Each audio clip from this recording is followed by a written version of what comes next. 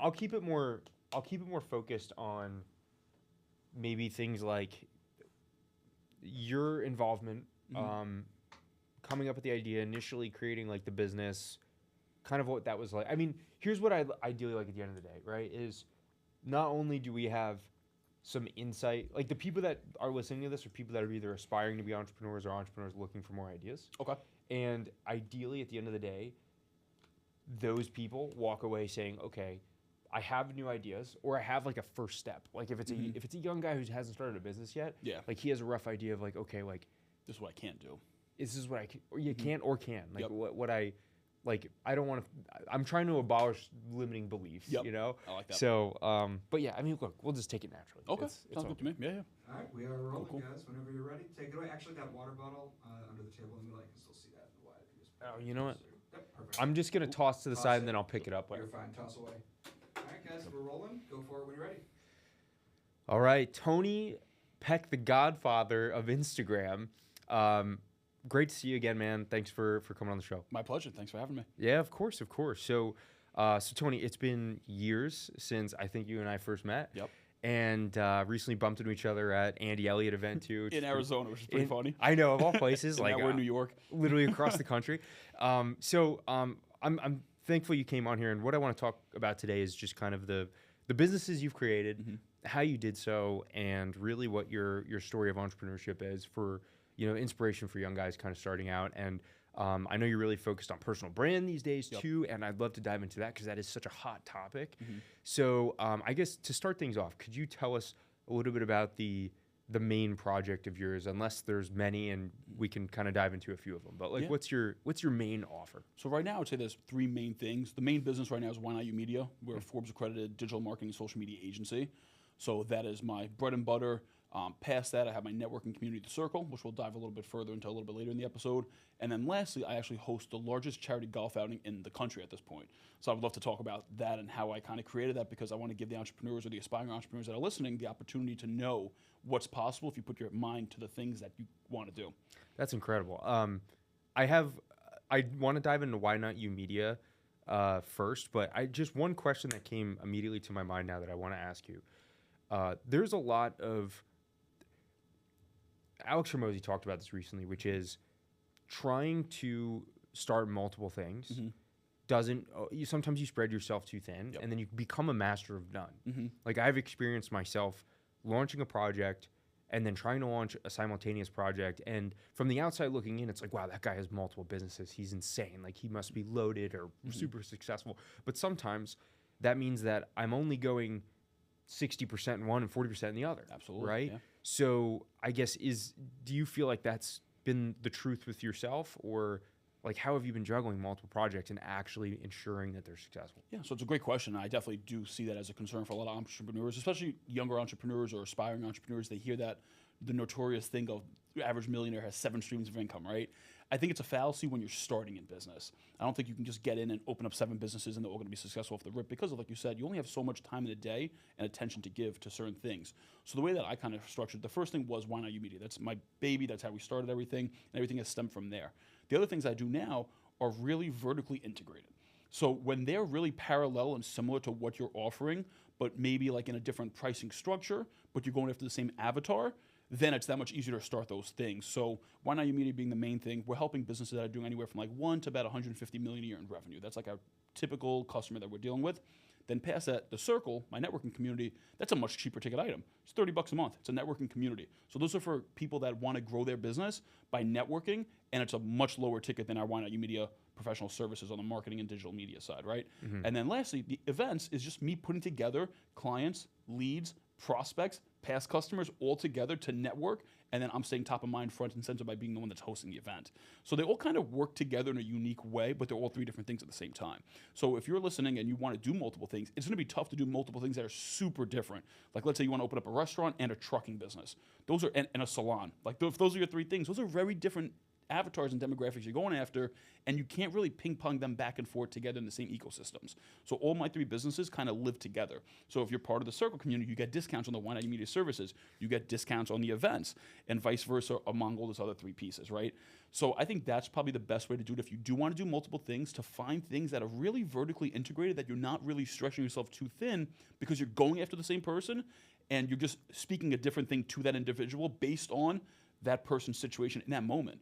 Like I deal with people that they might start in the networking community because they're a smaller business. Maybe in the next year they grow because of the networks they made, and then they have more money to spend. They can come into Why Not You Media to become a customer there, along the way going to events in between.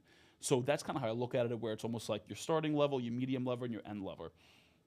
I think that's super important. It's funny because like if you know if you talk to somebody and they talk about multiple business ventures they have and they're all completely unrelated. Well, it's like, yeah, I've got this restaurant that I run, and then on top of that, I've got a social media company, and on top of that, I'm a DJ, and it's like you know in the back of your mind, you're like, dude, like how are you actually like doing all that? But what It's you very difficult. and I'm not saying you can't be successful. Most of those people are probably more of the owners and not necessarily the like entrepreneur starting the business, kind of building it from scratch type folks. Yeah, like, if you're in the owner role, you have that. Like even if you're in private equity, you're just an investor. You can invest into multiple businesses that have nothing to do with each other. That's okay. Right. But I think you need to be successful first to have the money to then invest into businesses that have nothing to do with each other. Yeah. But you don't have to be as active on the business, like to your point.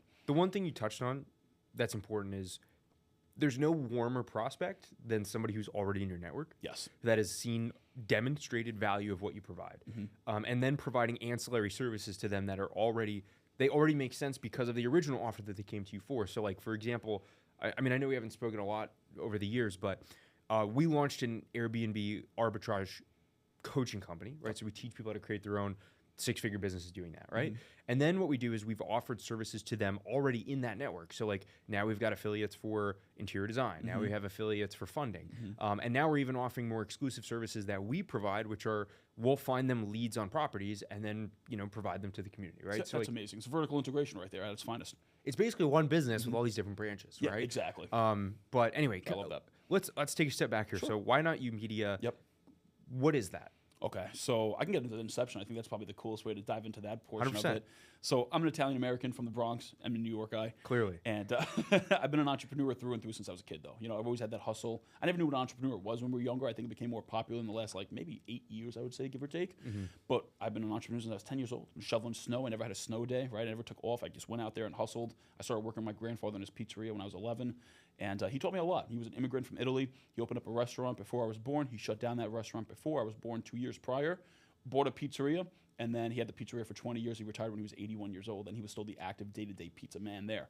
Wow. So I learned a lot from him, but a lot of what I learned from him in that day-to-day pizza operation wasn't necessarily about business. It was about relationships.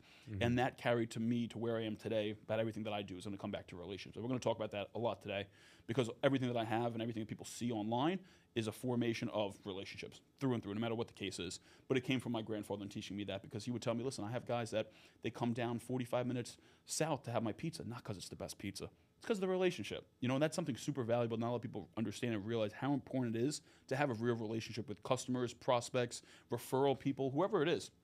So that's my first thing. Went into high school, always good in school. I was good at math and science. I didn't love school, though. So my thing was I wanted to go to college, get in and out 4 years, and make decent money, whatever the degree was.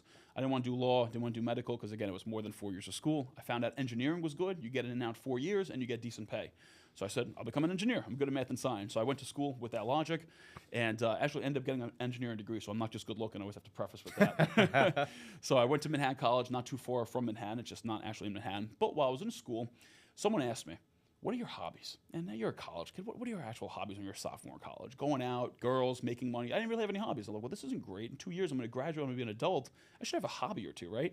So my whole thing was I wanted to have a hobby that would at least put me around people that I can become like. Now, my father, he was a union guy his whole life, so non-entrepreneurial. He wanted me to go to school to have a better life than he did, which I commend him, right? You don't know what you don't know. So while I was in school, I was like, I'm committed. I've got to create a hobby. I got to get into a hobby. I didn't have money, though. I was a college kid, right? I was just hustling, doing whatever I could. Couldn't join a country club. It was too expensive to be around those types of guys. But I thought cigars was a great way to be around guys that were successful. I never smoked a cigar before, but I had this perception of guys that smoke cigars are entrepreneurial and they are successful. So I go into my buddy's room. It's a 10-man suite at the time. I said, okay, guys, I'm going to go to a cigar lounge in the city. We're going to hop on the train. We'll be right into Manhattan. Who wants to come with me? I was all excited. It was like a Tuesday afternoon. We're all off from class. And they look at me like, I have 10 heads. They're like, what, we're going to go jerk off old men? I was like, no, I don't know. I've never been to a lounge, either of you. Like, let's just go check it out. Nobody came with me. So I ended up going by myself to Nat Sherman in Manhattan, where we are today. And I sat down. I was in a room with like 6 or 5 other guys that didn't know each other, who was reading a newspaper, who was on their phone. And the guy next to me, I said to him, I said, excuse me, and I heard that was a good cigar. Do you have any recommendations? I'm brand new to smoking cigars. He's like, oh, yeah, you got to try this. Pulls out a cigar out of his back pocket. Guy across the table, oh, kid, why don't you try this? Pulls out another cigar. They're like, oh, how old are you? I'm like, oh, I'm 20 years old. Like, oh, man, you're my daughter's age. You're my son's age. And they just started teaching me about stuff. They were all entrepreneurs at the time. And they were teaching me about business and tax and finance. These guys are like 40, 50, 60 years old. And what I learned was their kids don't listen to them, just like us as kids, right? How often do you listen to your parents when you're younger? They're going to be there to tell you whatever it is they're going to tell you anyway. So you just kind of brush it off. These guys were so excited because I was there to absorb it all. And I was like so happy and excited to hear all this knowledge that they're spewing on me. And I just kept going to cigar lounges. So junior year, I kept going. Senior year, I kind of stopped going out on the weekends, and I would just go to cigar lounges in Manhattan. I joined one in the city.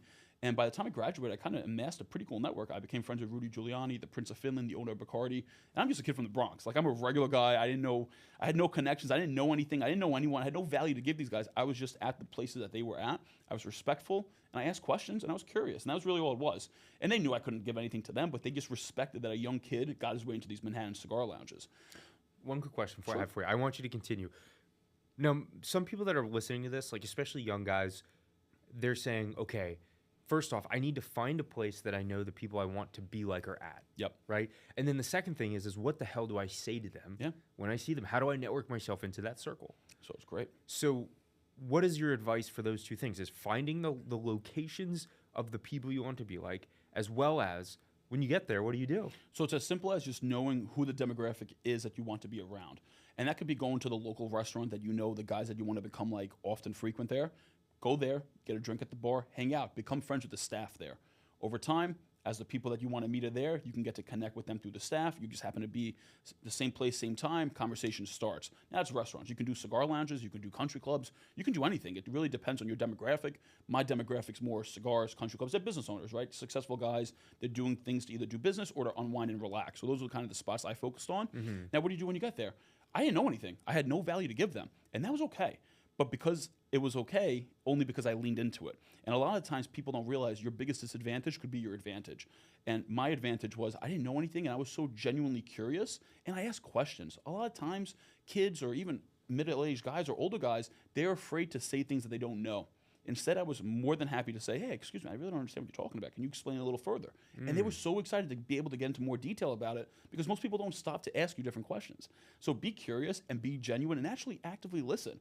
Most of the conversations I have with those guys, I didn't talk much. I was just listening to them. I'd ask a question here or there and let them do their thing. That's beautiful advice. It is. So when I was in medical device sales for years, right, and I at one point became like a really top performing rep and things like that. And the reason why I'm bringing this up is when I was just starting out, one of the reasons I did so well was because I would walk. The average salesperson was like, you know, the stereotypical like cocky, confident, like I'm here to get my shit done, make money, whatever, go home. But when I would walk into these operating rooms with surgeons, like I quite literally would just, I would pre-plan the things I would ask them. Like I would like look up their history. I would look up like the publications that they've written, and even if I didn't know anything about it, I would say, hey doc, like what does this mean? Like I look like, or hey, I noticed that when you do this type of surgery, like you tend to reach for this, you tend to use this device, you tend to do like, can you like why? Like does that do something for the point is they would recognize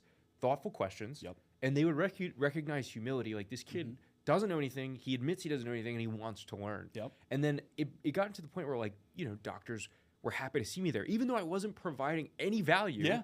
I just gave them an opportunity to talk about the things they were good at, and they felt so much value, I guess, in having somebody in the room that was excited to hear about their expertise. Yes, and that's literally what happened with the cigars. And I love how you brought that example because it's such a stark difference from medical to cigar lounges. But it just goes to show to all the listeners, same concept, different areas. And that can be anywhere in the country, right? It doesn't matter what field, what industry, like the genuineness of you actually caring to learn and understand what they're telling you. People are going to give you information. They're going to want to become friendly with you and teach you different things. And you know it too. A lot of guys are self-made. They're more than happy to teach other people that are similar to them how they can get to them faster. Because they didn't have a mentor. So they're more than happy to be a mentor. Speaking of mentors, do you have one? So I was on a podcast yesterday, and the guy asked me that question, and I really believe people have so many mentors in life, and everybody assumes a mentor is like one person or maybe two people that are just like really intensely mentoring you. I've learned so much from so many people that I can attribute to being my mentors along the way, whether they're clients of mine, referral partners that I've learned 1, 2, or 3 really valuable tidbits. That's still mentoring to me, right? But my 2 biggest mentors have got to be my grandfather, I would say, because working with him side by side for so many years, over a decade, and my father. My father always taught me you can achieve anything you put your mind to. And he taught me that at such a young age. When he would say that to me, I was in grammar school, like 2nd, 3rd, 4th, 5th grade I'm talking about. And I don't think he actually believed what he was telling me, that I can actually achieve anything. I think that's, you say to be a good parent. But listen, if I was like, hey, Dad, I'm going to be the president, he'd be like, let's cater to your expectation. Maybe you can be a doctor. Maybe you could be a teacher, right? Like you kind of debunk every time as okay, maybe the kid can't be there. You don't want him to get hurt and upset. But I took it to heart. I could achieve anything I want to. And because of that, I am where I am today. So those 2 guys, they put me to where I am. My dad, hardworking guy. He was working 3 jobs when I was a kid. He was always up and out of the house before the sun was up and back home after the sun was down.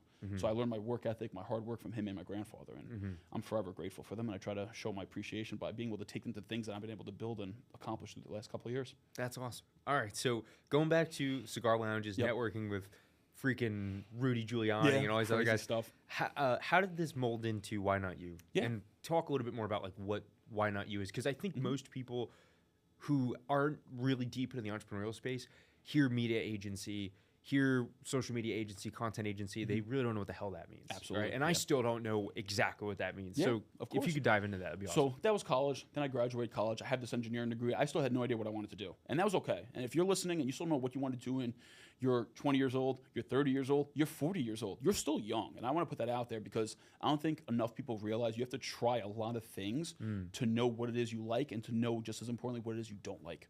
And not enough people try things. I think most people try maybe 5 or 6 things in a lifetime, and they just stumble upon their career. Not even. Maybe not even. You're right. I tried dozens. I went for investment banking. I had a lip balm company I started in college. I was a realtor.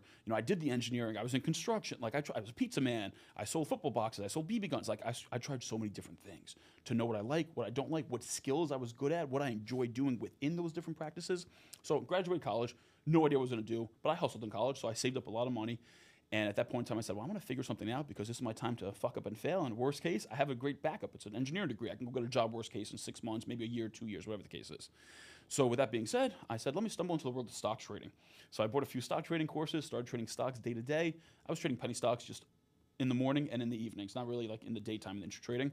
And I would go to the cigar lounge, have a cigar, trade a little bit, read a self-development book, meet a guy at the lounge, pick their brain. And that was my day to day. And I realized it's not my path to success where I want to be because this is really stressful and you're literally gambling with your own money at the end of the day. So in that time, I said, let me make an Instagram page. Now, this is back in 2016, so we're going 8 years back. Let me make an Instagram page just in case I want to sell a trading course in the future. So I didn't know anything about social media. I didn't even have an Instagram in college. I said, I'm going to post things that motivate me. So I started posting like motivational quotes, nice watches, cars, cigars, things that I get inspired by. And the page grew really quick in that first month. So I said, I got a lot of time on my hands. I'll make another page. So I called it Ace of Cigars. I love cigars. I started reposting cigar pictures of what I was smoking. Then I said, I got more time. I'll make another page. I ended up making 13 niche accounts, from cars to food to photography to makeup to beauty. And in 4 months, I had over 350,000 followers across all these accounts. And this is back in 2016. I had no idea what I was doing. I wasn't making any money from this. I just had a lot of followers. And I was still doing the stock trading at the end of the day. And all of a sudden, someone reaches out to me on the beauty page. And there's no face to the page. I'm just reposting other people's like before and after pictures. Hey, I'm a makeup artist. Could you post my before and after picture? Sure. She goes, how much? I don't know, $3. Okay, what's your PayPal? Send me $3 to post a picture. Now, this was bizarre to me. Again, I didn't get into this space to make money on social. It just kind of happened. I was like, this is interesting. So I made some packages, like 1 for $3, 2 for $5, 5 for $10. I would drop your post based on how much you paid and how many posts you wanted me to post for you. And I would just start DMing pages all day long. And some people, I'll take a $20 package, $10 package, $15 package, $30 package. Then someone DM me, hey, I see you have all these different accounts, all these followers. Can you help me grow my following? Sure, give me your login and I guess $50 for the month. I'll log in. I would just engage. I would just go to the people's accounts that have the niche in the audience that they wanted, like a bunch of their stuff, leave a comment or two, shoot them a follow. 80% of them would follow you back then. This was 8 years ago when social media wasn't as saturated, even though I thought I was behind on Instagram, which is funny now. I look back, I kind of laugh. But I was like, oh, I'm so behind the ball. I know this is not going to be anything. So I started doing that. And then it kind of became more. Like, how can you do more things? And I was just always entrepreneurial because, like I said, in college, I had my first company. It was a lip balm company. So kids knew me as like the entrepreneur. So if they had a business idea or they wanted to be like 1099 in the sales, they would just come to me. So I said, I'm going to start a little networking community. And this is back in now 2017. So I started a networking community, and I would host it once a week at a cigar lounge every Wednesday night. And about 40 guys showed through like the first 3, 4, 5 months. But there was only 2 guys that showed up every single week. And it's my 2 current business partners. So I said, guys, let's shut the doors down. Let the 3 of us just meet every week. And between us getting together every week, let's come up with a business we can start together. So we shut down the doors, and we're all thinking about what can we do. Now, at the time, I wasn't even doing that full time. I ended up jumping into construction just to be able to pay bills and survive while still doing the social media, but I wasn't making really money from that. My other business partner, he went to college with me. He's an engineer. He was actually in engineering at the time. And then our third business partner, he was in mortgages at the time. And we said, what's a commonality between us? And we just wanted to make an impact. And what I told them I would go to a lot of entrepreneur events, and I'm working a job. I'm taking whatever money I'm making to go to these different self-development and business events, and it's just a pitch fest. You pay this ticket, and you get no value. I said, what if we create events that there's no pitching? It's just we get speakers, they give value, and that's it. We love the idea. That was going to be the business originally. So we're sitting down, we're smoking cigars. What's the name of the company going to be? My partner, Fran, looks up. He goes, why not you? My mother always told me, why can't you be who you want to be? Like, we love that. It's great. It has to tie with the mentality of what we want to be able to speak on stage about and help the entrepreneurs and aspiring entrepreneurs. So we're like, that's going to be the name. Why not you? Great. Now we're thinking, okay, well, we all have 3 jobs here. Like, we've never really ran a business before. We don't never host an event. We have to rent a space. We don't know speakers. I didn't have any connections back then really either. So we're like, okay, well, we got to do something to be able to bring in some revenue. And Fran's like, well, you're doing this Instagram stuff. What about if we turn into like a marketing company and we start just helping people grow their Instagram followings online? We'll take that money and then we'll have a little cushion to be able to do the events. So great, I'm sold on that. So, all right, so hold on a second. So helping people to grow their Instagrams Yep. was not the business. It was Yeah. just an idea to generate money to fund the event. Yeah, literally. Yep. And then we started the Instagram growth, and we had like a few different packages: $150 a month, $300 a month, $500 a month. Based on what you're paying, you just get more followers. That just means I have to spend more time on your page. All it was, I was just logging in and engaging for you. It was just something people don't want to do. It's just time consuming, right? So ended up getting a bunch of accounts. We had maybe 100 accounts in the first like 3 or 4 months. And from there, people started asking us, hey, can you do content? Hey, can you do websites? Hey, can you do ads? So hold on, I want to get into that stuff. Yep. But so what was your strategy for helping people to grow their Instagrams? It sounds like it was a combination of niching down. So I'm assuming keeping content consistent in a particular niche, and then like posting schedule. Like, what was the formula for growing Instagram accounts, and is that still relevant today? So there's relevancy to today, to what I'm going to say, but everything you just mentioned is way more detailed than what it actually was. It was literally as simple as I log in, you tell me what your demographic is, whether it's a localized area or just a type of avatar, and I would just go to accounts that have that audience, and I would just go engage with them and follow them. That was it. There was no posting. There was no content at this point. It was just you're paying just for growth. And then we started getting complaints. I'm not getting any business from this. Well, no shit, Sally. You're selling hair and makeup, but you're posting pictures of your fucking cat. So like, we probably should start offering content because they're not even posting the stuff that's aligned. And then we got into management, like you said, about the posting and being consistent. So all those things actually came after. But first, it was just, we're just going to grow your audience for you. So, and then for growing the audience, so you would find other pages where your client avatar will live. Yep. You would like and engage on those pages, but not even, so you're saying you didn't even do the typical like follow, unfollow type stuff, which by the way, I'm pretty sure you get shadow banned for doing that these days. Yeah, nowadays you're going to get banned instantly. Yeah. So, all you would do is you would go to these accounts, like if it's like a fitness, if I'm like, hey, I'm a personal trainer, Tony, and I want you to help me grow my account, you would say, all right, cool. And then you would find other people in the fitness space, whatever, King Keto, Grego Gallagher, all these guys, you'd follow them, engage on all their posts, this and that. And then they would just organically start to get a little bit more of a following by doing that? So kind of. So the way it would work is I would go to their pages, like you said. I would go to their most recent post. And I would see who liked that post.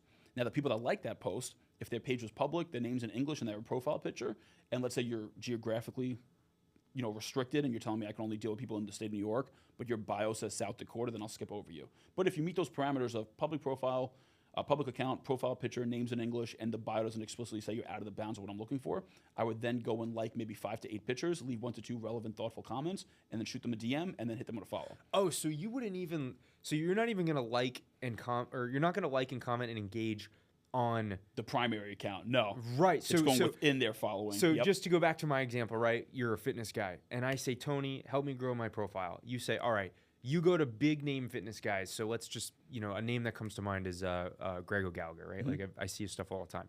So you would go to millions of followers. You'd go to Grego Gallagher's profile, right? You would find posts a recent post. Yep. Then you wouldn't even bother engaging on his post, Nope. but you would find people that liked and commented on that post. Mm-hmm. Make sure that they fit your avatar, like and comment on their post. Exactly. I see. Okay, Rinse and it's repeat. almost like a, it's almost like a audience arbitrage. Yeah, in a way. Yeah. Okay, that's cool. And you took it down to such like a large level of your.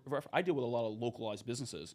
So if you can be a gym that maybe like I deal with a client, they have like 4 gyms, right? Their avatar is just people that go to the local restaurants.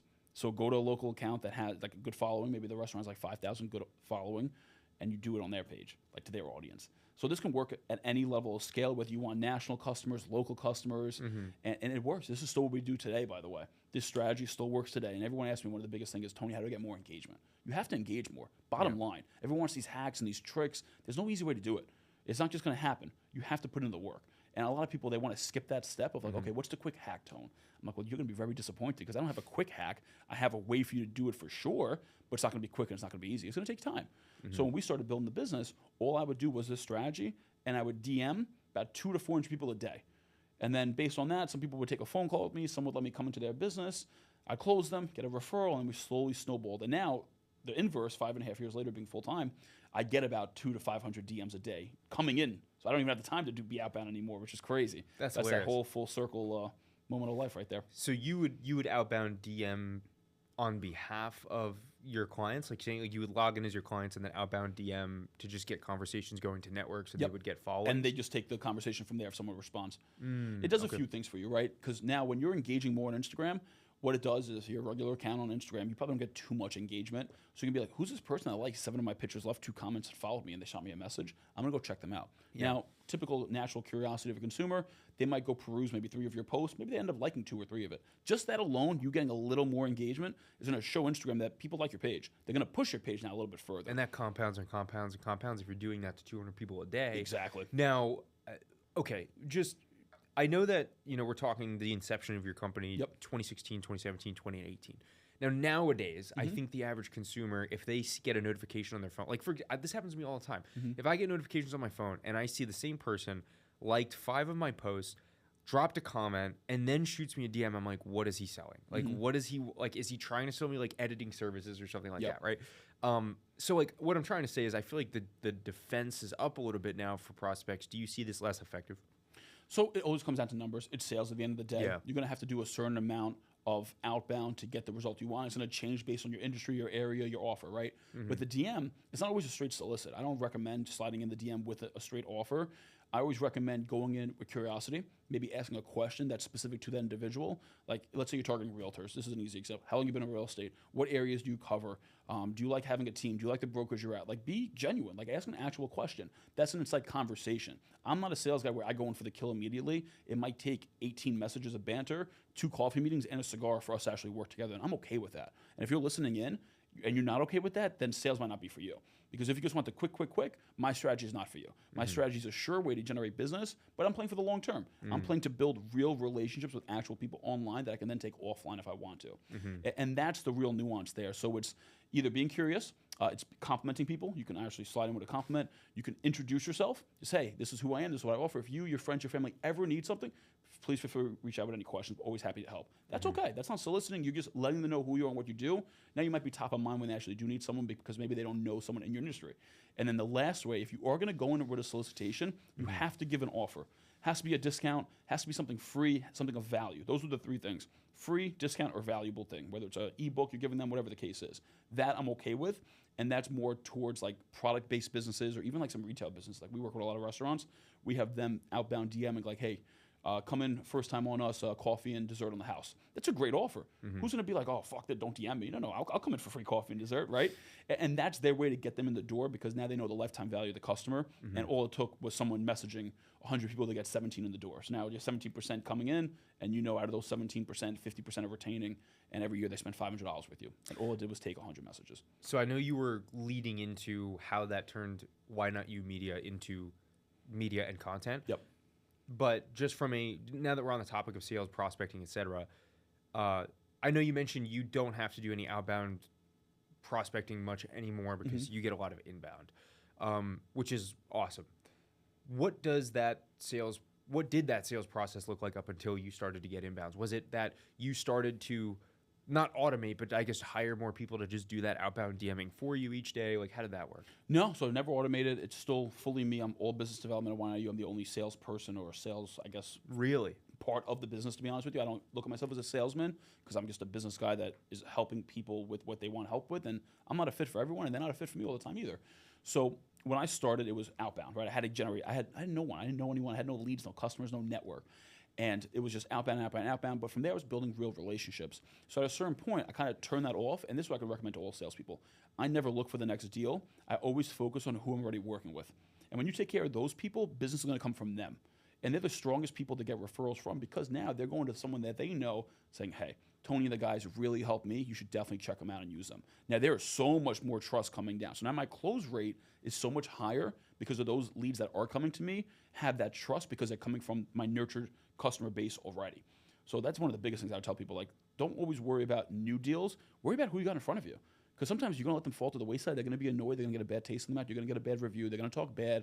Oh, they hired me. They signed me on. They closed me, and they left me in the wind, and that was it. You don't want that to be a review of yours. You rather just focus your time and energy and effort into them, and then as inbound comes, you deal with the inbound. But if you're constantly focused on new, it's very difficult to focus on who you have. Absolutely. So a lot of my day-to-day is just nurturing who I already have in my ecosystem, whether it's a customer, a referral partner, or a past customer.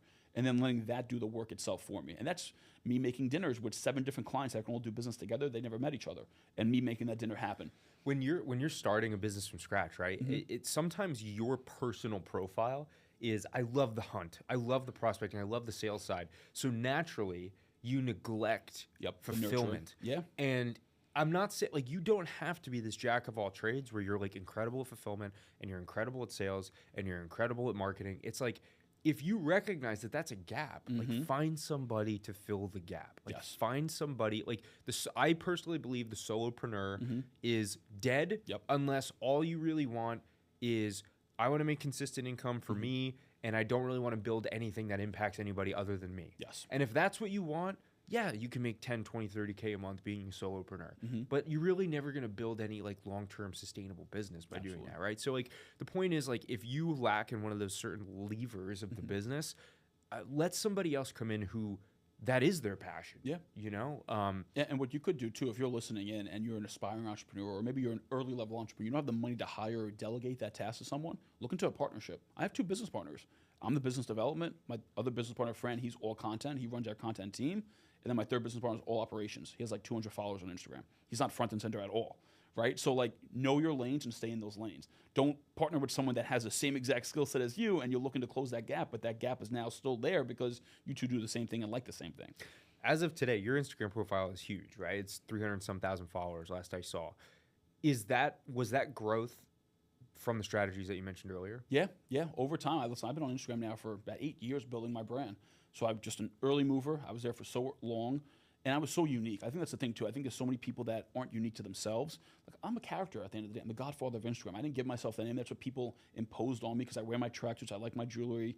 I have cash on me. Like, that's just how I grew up. I have an Italian background. That's how my grandfather always was, and it just kind of became a thing. And again, my path wasn't that normal where, like, a lot of the guys in my industry, oh, I did a mentorship, I did this course, and I learned social media marketing through whatever. I went to cigar lounges, and I stumbled into having a business that was doing marketing. So my trajectory and my story has, I think, helped me get to where I am on the social side because it's so unique and people buy into the uniqueness, but also them a real person. They can touch, feel, and see me in person too. That's why I do these events. Like, I have a lot of people that follow me online, but they get to meet me, they talk to me, they can connect with me. I'm a real person.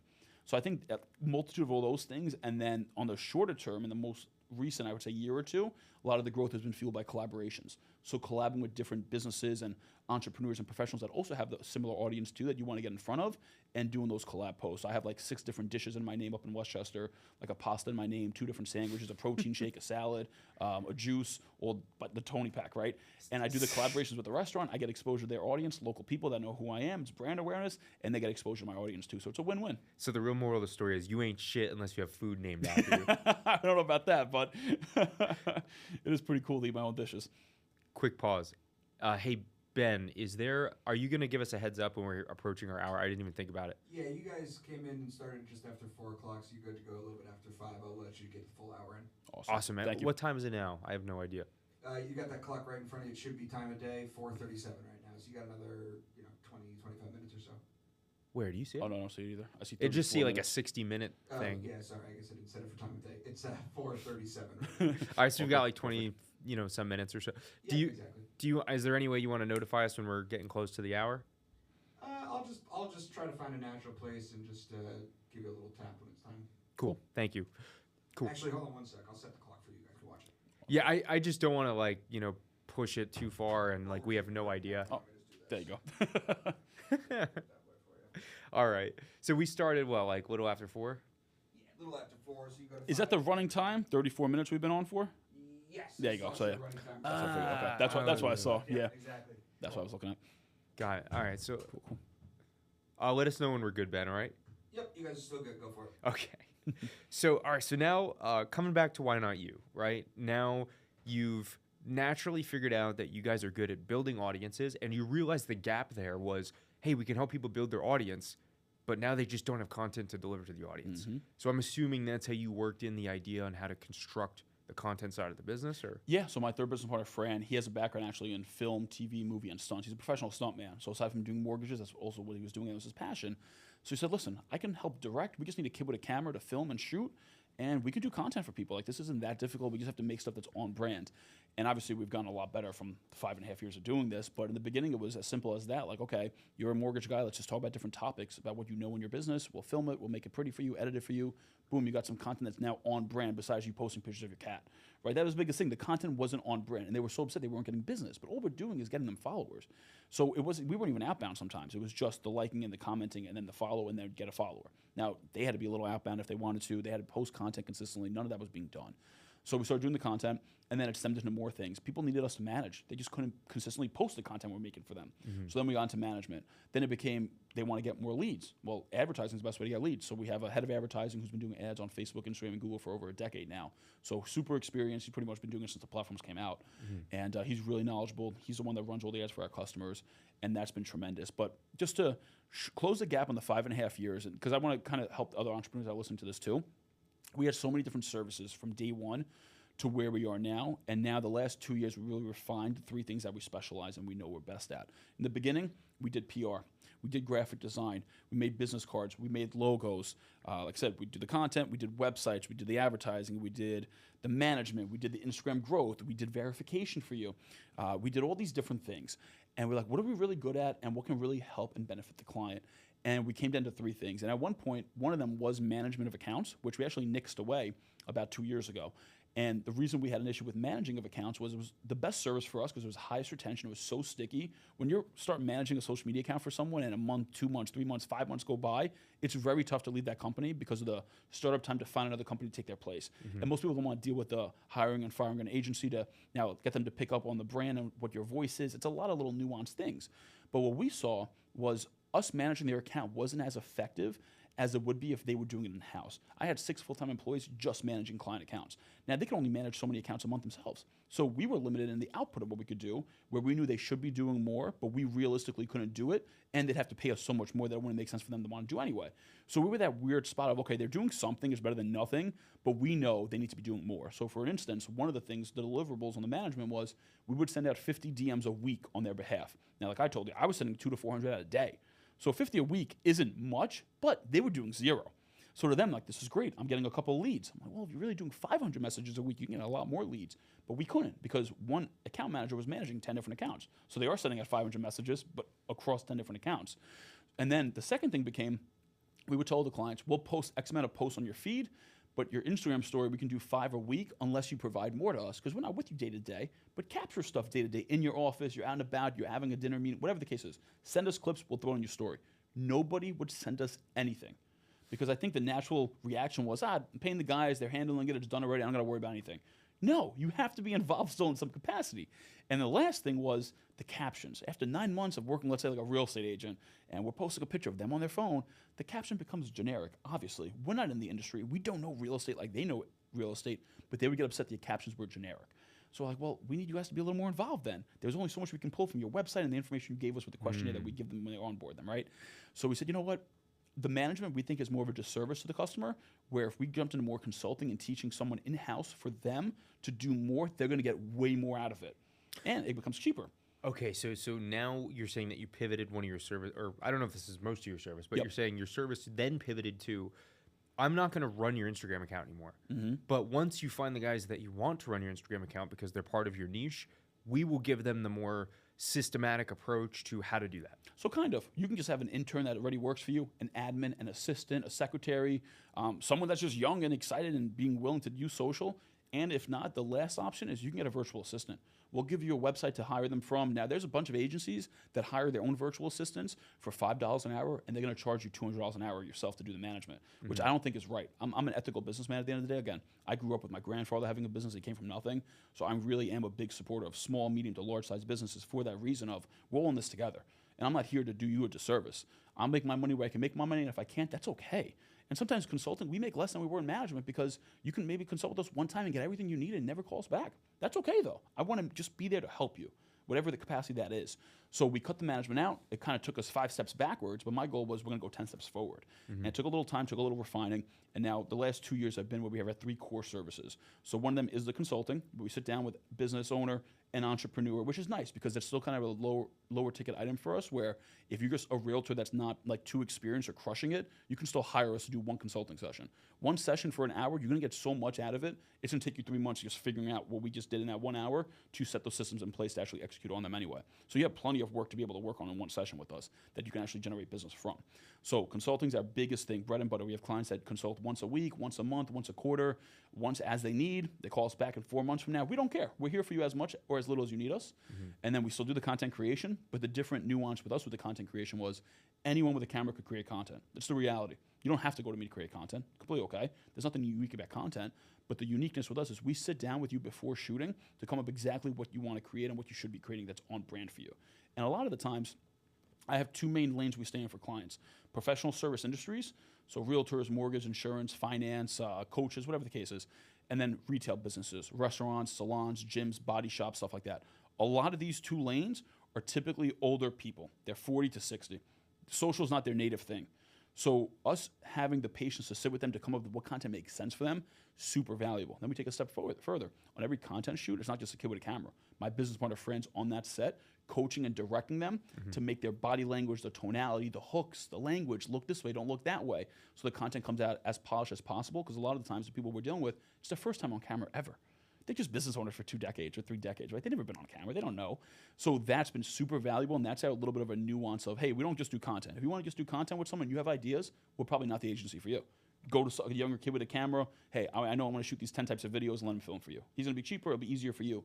We're there to really help you when you don't know anything about what to make and how to do it. One quick note.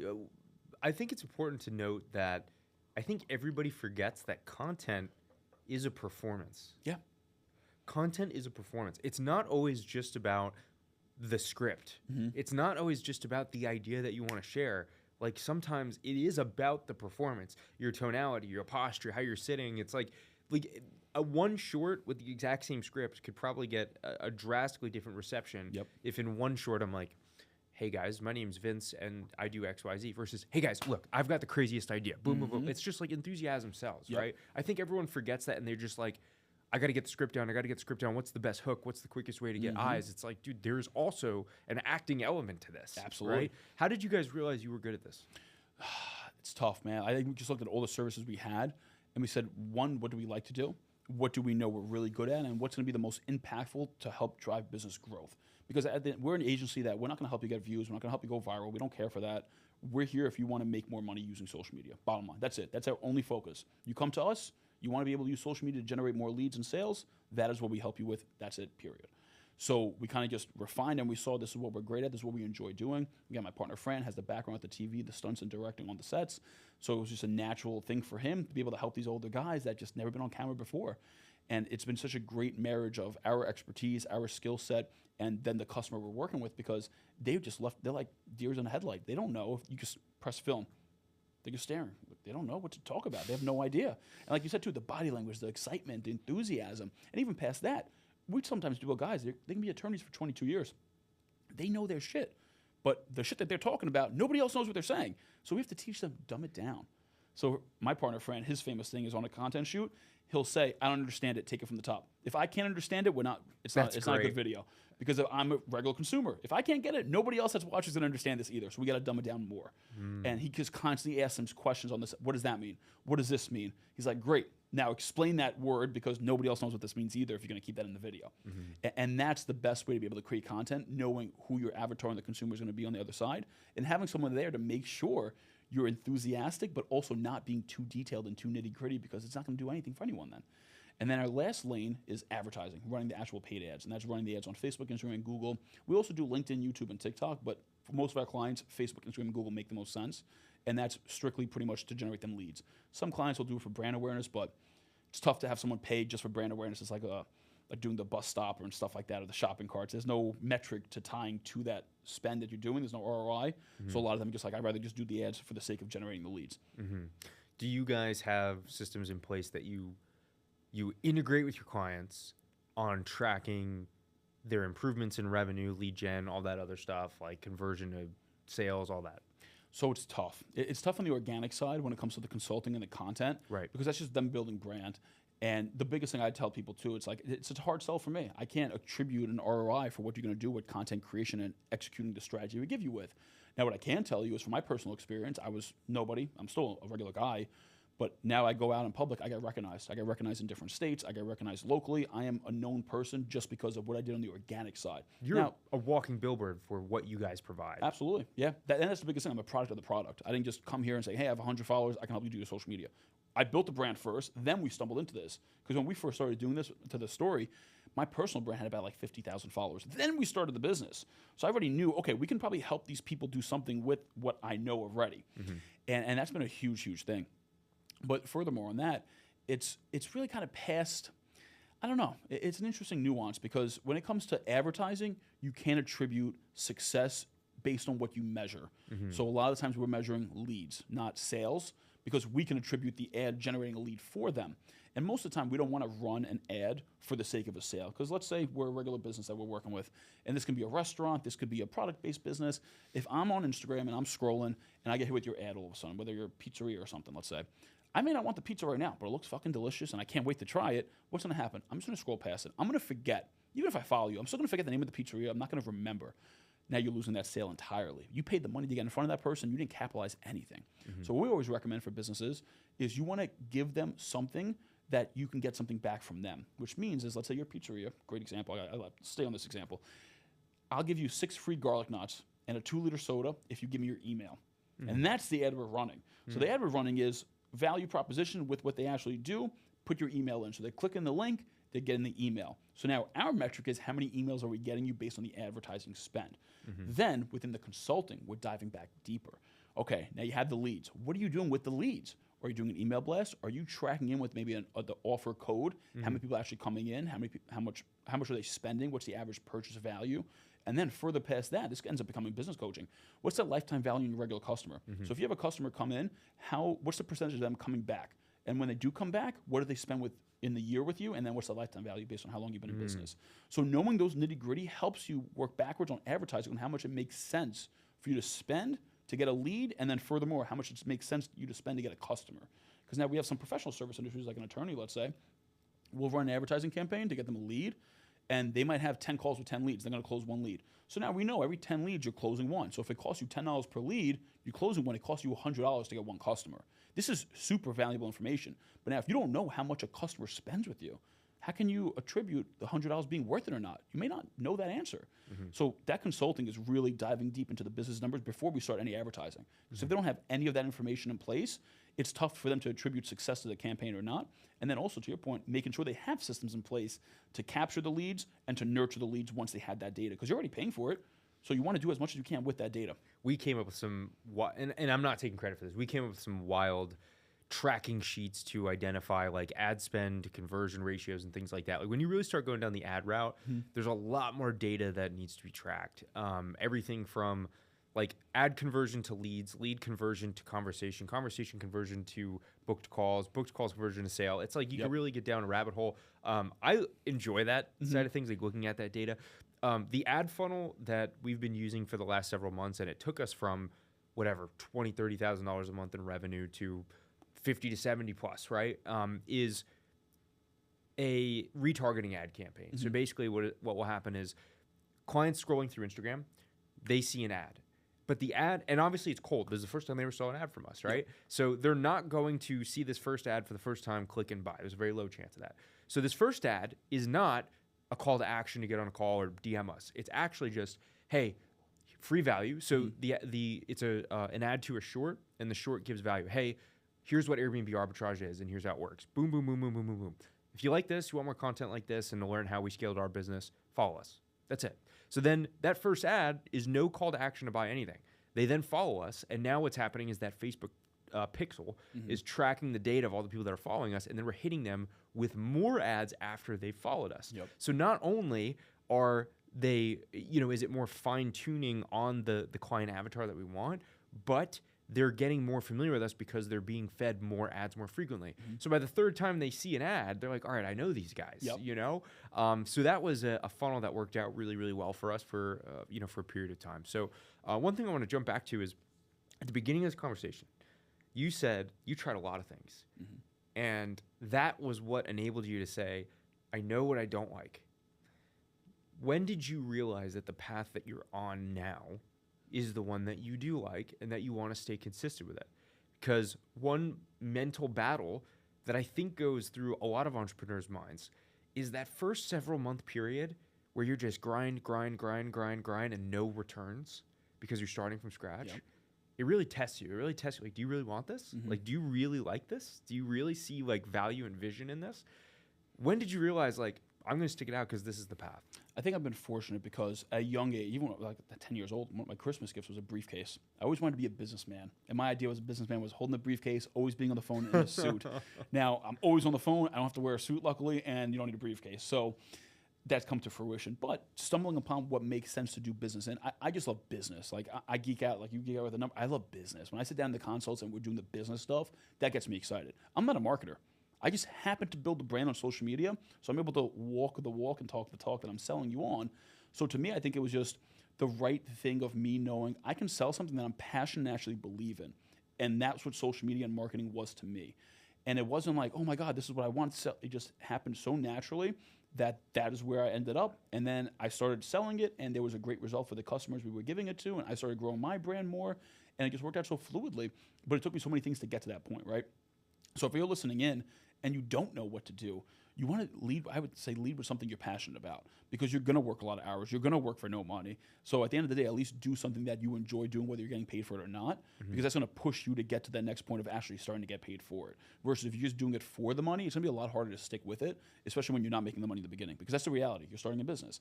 Now, I had a much more uphill battle because social media marketing as an industry hasn't been around for more than a decade. Like, Instagram and Facebook have only been around for like a decade, right?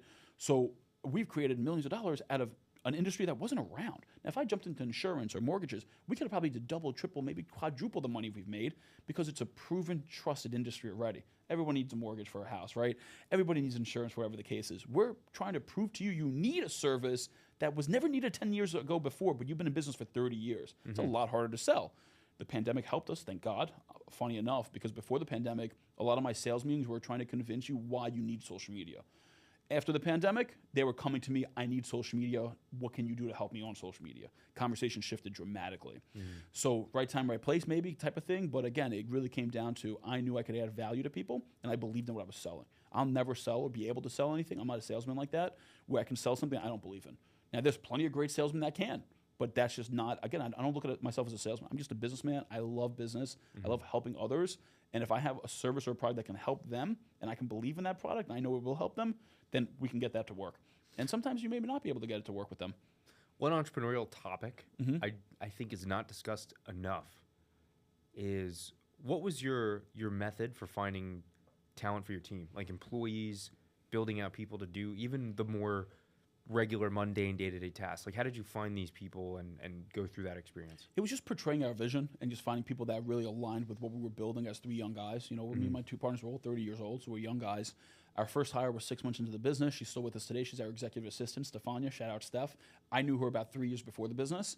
And when we first started the business, again, this was 6 months in, I started doing local networking events. And I hosted my first networking event in Westchester. She came from Jersey.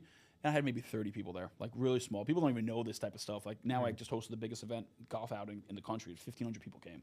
My first event had 30 people. Like people don't. That's incredible. People just think, oh, magically Tony wakes up, knows all the people, big events. Like, no, I was doing this when I knew no one. And that's how it starts, right? But she showed up, and we just happened to start talking to her about what we had going on. She's been following me on Instagram. She's like, I love what you're doing. Like, you started this business. This is great. And I was like, I know, we're just looking to hire someone. Like, we need help with, like, administration. She's like, well, I'm working from home. I've been doing some real estate stuff, but I'm more than happy to be an admin. I would love to do that. And we hired her on the spot, and she's been with us ever since. And it's been great because she bought into the vision, right? She knows what we're trying to build. We're not, she's not making millions of dollars, but she knows what we're trying to create for us and for her. It's a family. We built a family with everyone in our team. So everybody that we have had with us, they've been with us since they've been hired with us. That includes our videographers. That some started out as an intern, some started out with more experience, and they're still with us to this day because they believe in what we're creating for them, and we make it easy for them to do what they love. I think that's the biggest thing. Like Stefania, our assistant, she loves doing administrative work. She loves it. She loves like the things that I hate doing. Paying tickets, booking reservations, book this plane ticket. Well, like the nuance, I hate that stuff. Find an Airbnb, find a hotel, like do this, call this credit card. She loves it. She loves like being able to organize and orchestrate my behind the scenes. I fucking hate it, but she loves doing that. Now there's some stuff she doesn't love doing, but I love doing those things, so it works out perfectly. Same thing with our videographers. A lot of them have their own business. They're freelancers, right? But they don't like closing, selling, collecting payment, nurturing the client, taking the client out, getting them Christmas gifts, spending the money on this, staying in touch, following up. They just want to create. So I give them the opportunity just to create. I'll go do all the other stuff. I'll close the client. I'll nurture the client. I'll collect the payment. We'll pay you. You just got to come and create. And we're coming with the ideas already set up for you, as opposed to them having to pulling it out of their teeth of like, okay, what do you want to film today? They don't know. We come in. We have the shot list ready to go. And they're just there doing what they love. So I think if you can create a business around letting others do what they love, that's the way you're going to attract the talent that you want. It's an empowering feeling when the reason people are joining your business are because they say, hey, Tony, I see what you're going after. I see the vision that you have, and I want to come along for the ride. I think that's what ultimately creates like that camaraderie, but also folks that want to stick it out with you for the long term. Yep. So that's pretty awesome. Well, I guess as we start to wind this conversation down a bit, this has been an awesome story, man. Awesome. I appreciate that. I'm curious from a self-development perspective, as both a leader, manager, creator, right? Like, what was crucial for you in that regard? Like any particular like types of courses / mentorships, or even just reading or seminars or what? Like, how did you invest in yourself? So a lot of the stuff was between the age of 10 years old to 20 years old, was just doing it, right? Being in the trenches, not knowing I was an entrepreneur, just being entrepreneurial, learning along the way. Then after I graduated, I would say about when I was 20, I worked in the city. I was an engineer for a little bit. I did the construction after college. And what I did was on my commutes, instead of listening to the radio, I would listen to podcasts. And instead of listening to podcasts on 1 times the speed, I would listen on 2 times the speed. So in my 4-hour commute of 2 hours each way, I would consume 8 hours of podcasts. And that really gave me a lot of valuable, knowledgeable information. What'd you listen to? I was big into Gary Vee and Eric Thomas. So Gary Vee for the tactical stuff, Eric Thomas, I just like his style of motivating. So those are my 2 main guys. A little Tony Robbins in there too. But Gary Vee really with the tactical stuff on like just business and advice. And one of the biggest things I got to give Gary a shout out for was, and again, when you're young, you don't realize what he's saying. I was like, this is nonsense. He was 42 at the time, maybe, or 44, whatever the case was. He's like, I'm young. And I'm like, this guy's fucking nuts. He's old. Now, I'm 30, right? Young, but now a lot of the guys I deal with, a lot of my friends, they're 45-ish. They've been in business for about 2 decades. They're in good, like I wouldn't say they're like 6-pack, but they're in healthy shape. They're good shape, right? And they're like, Tone, I'm just getting started. And they fucking mean it. 45 is young. And I thought Gary was a fucking nut job for saying this, right? So that's one of the biggest things I think. If you're listening and you think you're old because you're 28 or you're 38, you're still fucking young. You have decades to go in business, unless maybe you're swinging a hammer type of business, a little bit different. But for most of the businesses that we're talking about, you have decades, no matter what age. If you're 20s, 30s, even in your 40s, man, you're young. So that was huge. That was a big thing. But then it shifted over time. Me going to the cigar lounges, that's where I found a lot of my personal development knowledge because I'm around guys that already walk the walk. So I'm just learning from them. And me, I'm a really slow reader. As you can tell, I'm a very fast talker. I'm also a fast listener. So I just really dove into the podcast and the audiobooks, and I'm just listening to audiobooks on like 2.5 times the speed. Now I'm a big proponent of, the only guy I really listen to is Hormozi. I love Hormozi. Love him. His stuff is great. I listen to him and Gary Vee still because he's like keeps up with the times, which is great. Besides that, I don't listen to anyone else. I watch the people that I do business with and prospects and leads. That's what I consume on social media. So I am avidly knowing about everything that's going on in everyone else's life to have talking points and conversations when I see them or when I catch up with them or just to stay in touch with people. Like, hey, so you're at Disney World, you guys try this out. Like those, I don't follow up with people. I'm like, hey, did you check the proposal? I don't give a fuck. I'm going to talk about personal things. So that's where I spend a lot of my consumption nowadays, besides the Hormozi and Gary Vee stuff. And then the guys I'm around too, they're super successful. So me just having a cigar with someone for 2 hours, I'm learning a lot of stuff from them. So I don't need to read the books as much. And what I found out with the books, because again, I never read much because I am a slow reader. A lot of the stuff in the books, people tell me I already knew. Like I was doing it without knowing this was something that was in a book, like How to Win Friends and Influence. I've never read that book. And so many people have told me in different parts of that book things that I've done. They're like, oh, that was in the book. I was like, I never read that book. That's just who I am. You should, but So yeah, a lot of people have said that, but they're like, yeah, a lot of the things you're saying or do, it's kind of what is in that book. And again, it's so natural to me, like things like that. yeah, the life clock that you're talking about, where people are like, I need to figure everything out by the time I'm 30, and if I don't, I'm a failure. Yeah. I think that's just the preconceived, like, society ingrained, like, if you don't get your career job by the time you're 24, you're a loser, you Yes. know? And Yeah. it's like, it's So messed crazy. up. It's crazy because so many people go to college, they make their lifelong decision by the time they're 18 years Yeah, old. you're a kid. And they end up getting into this career that they've just paid $100,000 plus for, and they hate it. Yep. And then they're terrified to leave because society also says you should have had a kid by the time you're 21. Yep. So then it's like you're stuck. You're stuck. And like I'm not saying that like you actually are stuck. I just think that we think we're stuck. But one thing I do want to mention, there's a story I heard not long ago, and I might be botching this slightly. Woman in her 50s has a horrible divorce. Husband cheats on her.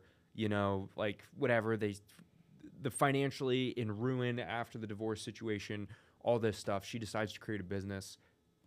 Founder of Girl Scouts. Oh, wow. So it's never too late. Yep, never too late. I agree with that. Never too late. A lot So of these successful play. KFC, that guy, he started, I think, Colonel Sanders, he was like 60 or something. Like, a lot of these guys, if you look into their stories, they were 50 and older. 50 and older. That's fucking wild. 50 and older. Starting these billion-dollar empires. Billion. Not even, like, you want to start a $1 million business, you can definitely start when you're 50. We're talking about billion-dollar empires. And it's almost like refreshing to see, because I just turned 30 in May, right? And I've been in business now full-time for myself 5.5 years. And I'm just getting fucking started. I've been saying it since the day I started my business. You can go back on my Instagram, you can see my posts. A lot of my captions say, and I'm just getting started. And I'm still just getting started. I'm still going to be just getting started at the age of 40. Like, you're young if you're, you know what I'm saying? That's young, man. And I don't think enough people understand that when you are young, which is almost to a detriment, like you said, because you're in such a rush. And if I wish I had a better mentality when I was 20, I would realize how young I really was at 20. But again, I was fortunate enough that 25 to 30, I learned still super fucking young. So the guys I'm talking to now, they're 45. They're crushing it for 2 decades. They've been in business, and they're just getting started. let me tell you, man, we'll move away from this topic, but let me tell you, when I quit my W-2, and I told everyone that I was starting a business and I was pursuing entrepreneurship, not one person didn't say, I wish I had the balls to do that. Not one person. And like, these are people that are 40, 50 years old, have kids, even in their mid-20s, they're just like, I could never, but I wish I could. And it's like, why can't you? Why can't you? Why can't you? Why not you? And you see why not you? You see the regret sometimes in people's faces when you say stuff like that. Yeah. And it's like, dude, you gotta do something. Like, just take the jump. Yeah. Just take What's the the worst jump. that can happen? You're going to fail. And I think that's people's biggest concern is they're afraid to fail because if they fail, they think they're going to get made fun of. Who gives a fuck? Like, that was the biggest thing when I started on social media. I didn't give a fuck what anyone said. People made fun of me that I went to high school with. I just blocked out the noise. Who gives a fuck? It's not taken away from me. I don't care. You're wasting your time to make fun of me. It makes no difference to my life. Yeah. Right? And I think that's the biggest reason people never start is the fear from potential fear of judgment of others, potentially even saying bad things about you. But if you tried, you should never have to say, I'm getting made fun of. I tried, man. Me not trying is what I would make fun of someone for. Hormozi said something I'll never forget. He said, at your funeral, and this is kind of morbid, but it is so true. At your funeral, people will spend an hour to focus on you. An hour later, they're going to be fighting over what to eat. Yeah. Do what you want. Yep. And I was like, man, Right. man. It's so true. So, listen, I get so caught up in that. Yeah, dude, we really do. We really do get caught up in what other people think. But listen, Tony, I love your story. I love your energy. I love your passion. One thing I want to ask before we wrap this up is, for those young guys who are looking to begin their entrepreneurial journey, don't know where to start, don't know how to network, and they're just confused about where to begin, what advice would you give them? So the biggest thing I would focus on day one, and I've been doing this since college and just beyond, it's relationships in every single aspect of the word, right? It's relationships of making relations with people, but also learning to stay in touch with people, because you never know when an opportunity arises in the future that you may need them for something, they may need you for something, whatever the situation is. So that's first and foremost. If you don't even have a business, you're trying to start a business, just whatever relationships you have, keep on making them and try to keep the ones that are valuable to you and them, right? It's got to be reciprocal. But further past that, if you don't know how to network, because I think networking comes down to it for everyone that's listening to get started, because you might have to network to find someone in your industry to learn from them, right?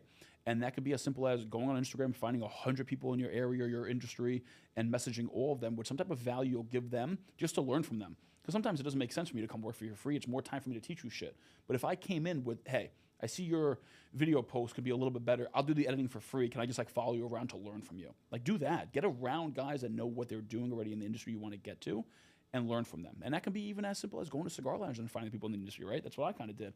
So that's a big thing. But now I want to hit the thing with the networking too, because I think this is super valuable no matter what stage of business you're in, whether you're new or not. I'm very extroverted. I enjoy networking. I love going out. I love connecting with people. I'm big online. I'm big offline. That's a big thing for me, doing both. But there's probably many people listening like, Tone, I'm super introverted. Like, this is not, I can't network. This is what I recommend. You should be able to network online, because now you don't have to actually meet people in person. You can go to their page, engage, say something thoughtful, shoot them a message. Great. That should be one thing of networking right there for you. But secondly, you also have to network offline. You want to build real relationships offline. You want to be able to touch and feel people, go to events. Now, if you're thinking, Tony, I'm super introverted, I don't want to go to events, what can I do to network still? I would say find 1 to 2 other people that would come to events with you. Maybe they're friends, colleagues, similar industries, different industries, whatever. Bonus points if they already know some people at the event, because they're going to be more likely to introduce you to those people. So right off the rip, you're getting a few introductions, which is great.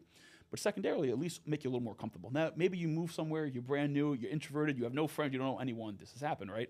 Still go to the events, because you going to the events and doing the repetitions is going to get you better and more comfortable. Now, everybody has this misconception of, I have to walk away from a networking event with all these contacts. You can walk away with none. It's okay. Keep fucking going. It might take you 4 events to get comfortable and you meet one person. I go to events sometimes, I don't meet anyone new. Sometimes I just see people I already know and I build a deeper relationship with them. That's okay. Sometimes I'll go and I'll meet 3 people and I'm there for 2 hours, 2.5 hours, 4 hours. But I had really good, detailed, quality conversations with 3 individuals that maybe one actually turn into something, right? So it's not always about the quantity either. Focus on the quality and the depth of who you're meeting and connecting with. And that's okay. Like, it's okay if you walk away with one conversation and one connection, one introduction. It's okay if you go to 5 events and you meet no one. Because sometimes it takes me my 6th event to meet someone that is a quality connection introduction for me. And I've gone to plenty of events, I met nobody, and I'm an avid networker, and I'm extroverted. So if you're listening to this and you're introverted, it's okay. You can still network, and you can do amazing things with networking, because no matter what you do for me, you can strip me of everything. Every business, everything I have, everything I created, as long as I have my network, I'll be okay. I'll be able to build something right up from start, right from the rip. Great advice. You do talk so fast. I'm cracking up because my editor, I'm sorry, man, you're going to have a hard time with this guy. Tony, it's been awesome. How can people get in touch with you if they want to? Instagram's definitely the best way. You guys can find me on Instagram, Tony Peck, TonyPEC_. The editor will probably drop it right here. A little bit slower for you guys to understand. Hey, Tony, thanks so much. Really appreciate it. Great conversation. Thank you for having me, man. This is awesome. Appreciate Of course, you. brother. All right, Ben, we're good, man. All right, we're cut. There we go. Thanks, That was brother. funny.